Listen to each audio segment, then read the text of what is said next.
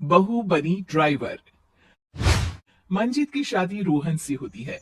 रोहन को नशे की बुरी लत लगी होती है। एक दिन, अरे माँ, मेरा एक साइड का शरीर काम नहीं कर रहा है। मैं आज खेतों में कैसे जाऊंगा? अरे बेटा, ऐसा ना बोल। तेरे पापा के जाने के बाद से तू ही घर चलाने का सहारा है। मैं डॉक्टर को बुला लाती हूँ। देखिए बहन जी, रोहन के शरीर के एक साइड में लकवा है। अब वो कभी ट्रैक्टर नहीं चला पाएगा। घर में मनहूसियत का माहौल हो जाता है। लीजिए माँ जी, रोटी खा लीजिए। अरे बेटा, मुझे तो भविष्य की चिंता हो रही है। मेरा एक ही बेटा है और वो भी।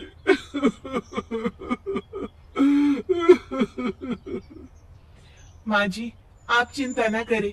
जब तक ये बीमार है मैं खेत जाकर काम कर लिया करूंगी। वैसे भी नशे के कारण इनका शरीर काफी कमजोर हो गया है। अगले दिन मंजीत खेत में जाकर काम कर शाम को घर लौटती है। ये ले बेटा, पानी पी ले। कैसा रहा काम का पहला दिन?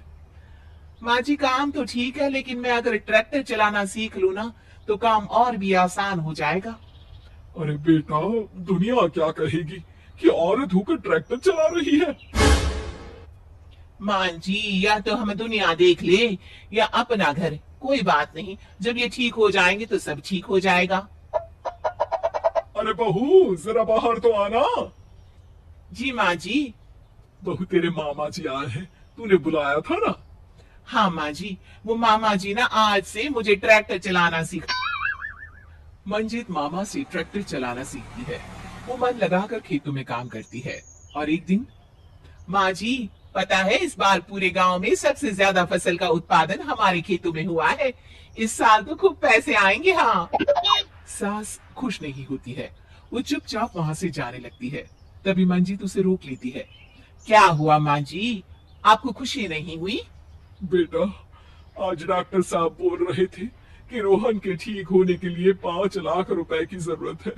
समझ नहीं आ रहा क्या करूं। मंजीत शांत हो जाती है।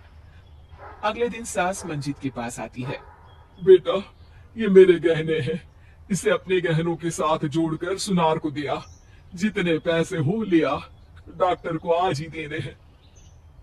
मंजीत अपने गहने और सास के गहनों को लेकर दुकान में बेचकर पैसे लेकर घर आ जाती है। माँ जी, सिर्फ 3 लाख रुपए का ही इंतजाम हो पाया है। बाकी के पैसे कैसे आएंगे? बेटा, अब तो एक ही चारा है। हमें जमीन भी बेचनी पड़ेगी। माँ, खेत बेच देंगी तो खाएंगे क्या? अरे बेटा, कोई दूसरा चारा भी तो नहीं है। रोहन ठीक हो जाए तो वो मेहनत करके इससे भी बड़ी जमीन ले लेगा। सास बहू मिलकर खेत भी बेच देते हैं। अब पूरे पैसे लेकर सास डॉक्टर के पास जाती है। डॉक्टर साहब, ये लीजिए सारे पैसे। बस किसी तरह मेरे बेटे को ठीक कर दीजिए। आपका बेटा ठीक तो हो जाएगा, लेकिन 6 महीने का समय लगेगा।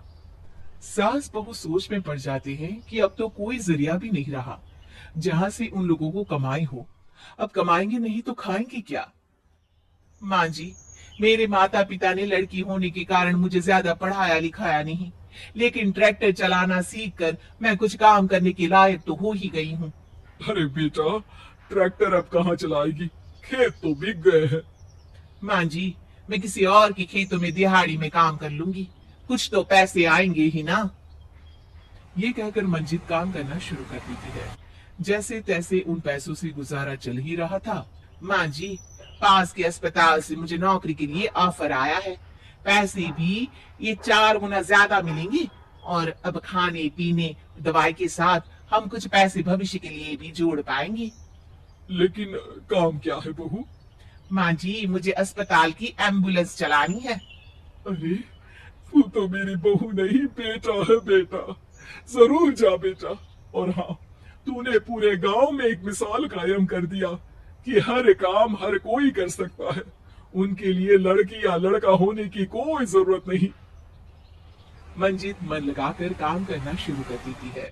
आगे जाकर वो खुद का एम्बुलेंस भी खरीद लेती है और अब तो उसका पति भी ठीक हो जाता है और सब पहले से भी ज्यादा खुशहाल जिंदगी जीने लगते हैं।